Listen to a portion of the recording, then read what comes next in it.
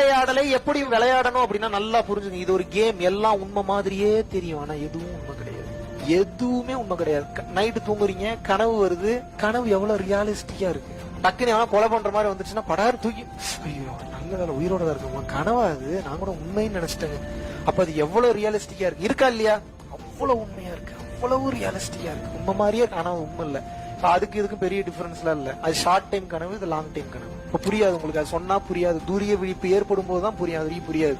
Once open ஆயிருச்சுன்னா தெரியும், இவ்வளவுதானா, இதுக்காக இவ்வளவு சீரியஸா நம்ம வாழ்க்கையை வாழ்ந்துட்டு இருக்கோம். இந்த விளையாட்டு எப்படி இருக்கும் அப்படின்னு வந்து கேட்டீங்கன்னா நல்லா புரிஞ்சுக்கோங்க. முதல்ல இதெல்லாம் பொய்ன்றதே தெரியாது உங்களுக்கு, உண்மையினே நினைச்சு வாழ்ந்துட்டு இருப்பீங்க. எவனுக்காவது எப்பயாவது ஒரு முறை புத்தி வேலை செய்யும்.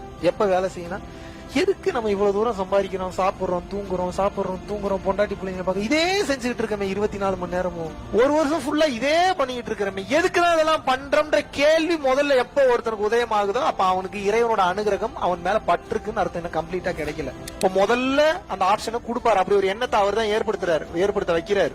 எதனால ஏற்படுத்த வைக்கிறாரு? எங்கேயாவது நல்லது பண்ணிருப்பீங்க, 4 உயிர் நல்லா இருக்கணும்னு நினைச்சிருப்பீங்க, கொஞ்சம் தான தர்மம் பண்ணிருப்பீங்க. இந்த குவாலிட்டி இருக்கிறதுனால உங்களுக்கு அவரே ஏற்படுத்துறாரு. இறைவனை பற்றிய சிந்தனையை முதல்ல வர வைப்பார். அதுக்கப்புறம் தான் தெரிய வரும் இந்த மெய்ஞானம்ன்ற ஒண்ணு இருக்கு அப்படின்றது. அதுக்கப்புறம் தான் உங்களுக்கு புரிய வரும். மெய்ஞானம்னா என்ன? இந்த மொத்த உலகமும் மாயை. எழுதி தரேன், ரொனால்டோக்கு இது தெரியாது. இப்ப நம்ம இருக்கக்கூடிய மாபெரும் சயின்டிஸ்ட், மாபெரும் ஆட்கள் அனைவருக்கும் இது தெரியும் நினைக்கிறீங்களா? மார்க் ஜக்கர்பர்க்கு தெரியாது, எலான் மஸ்க்கு தெரியாது, வேற வேற மாதிரி புரிதல் இருப்பாங்க அவங்க. மெய்ஞானம் முழுவதுமாக விளங்காது. அப்ப மெய்ஞானத்தை பற்றி நம்ம தெரிஞ்சுக்கணும்ன்றதே நம்ம ரொம்ப பெரிய பிளஸ்ட் பீயிங் அர்த்தம். முதல்ல இந்த காதுக்கு நியூஸே வராதுங்க. எப்படி வரும்? மெய்ஞானம்னா என்ன, இதெல்லாம் பொய்ன்றது யார் பேசுறா? அப்போ இதெல்லாம் உண்மை இல்ல பொய்ன்னு தெரிய ஆரம்பிச்சதுனாதான் ஆஹா இப்ப இதெல்லாம் பொய்யா அப்படின்ற அந்த எண்ணம் வருது இல்ல. மறுபடியும் இறைவன் என்ன பண்ணுவான், கேம் இன்னும் கொஞ்சம் டைட் பண்ணுவார், லெவல் இன்னும் கொஞ்சம் இன்க்ரீஸ் பண்ணுவார்.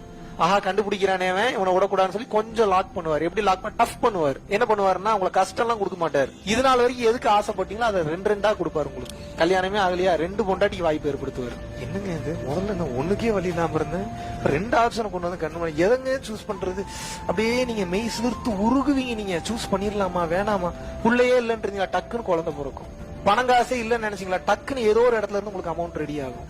நீங்க நினைச்சு பார்க்க முடியாத ஆப்பர்ச்சுனிட்டி எல்லாம் ஓபன் ஆகும். உடனே நீங்க என்ன நினைச்சீங்க, நம்ம இத்தனை வருஷம் கஷ்டப்பட்டதுக்கு இறைவன் கண்ணெல்லாம் திறக்கல, மறுபடியும் உங்களை சிக்க வைக்கிறாரு. இவன் அதுக்குள்ளேயே போய் லாக் ஆகுறானா இல்ல மறுபடியும் இதெல்லாம் போய் நினைச்சு என் பக்கமே திரும்புறானான்னு பாப்பாரு. ஆன்மீக பயிற்சியில் இருக்கும் போது இறைவன் எதையாவது உங்களுக்கு அதிகமாக கொடுத்து அருள்கிறார் என்றால் நம்ம ஏதோ பெருசா சாதிச்சிட்டோம்னு நினைக்க கூடாது. அதை கடந்து அடுத்த கட்டம் வரணும்னு நினைக்கணும். எந்த இடத்திலும் நிறுத்தி விடக்கூடாது, ஏமாந்து போயிடும்.